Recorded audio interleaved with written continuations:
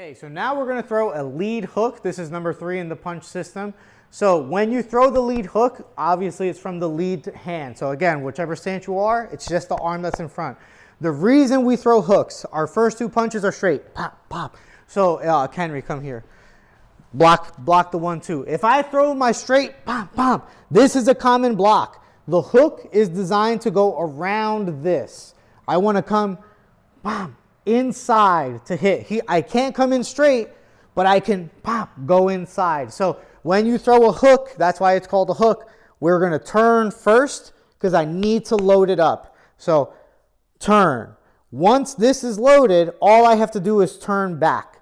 And I throw my arm at the same time in a hooking motion. Imagine that you have to go around the guard and I have to loop here. Every time I throw that hook, I want your thumb pointing up. I don't want it like this.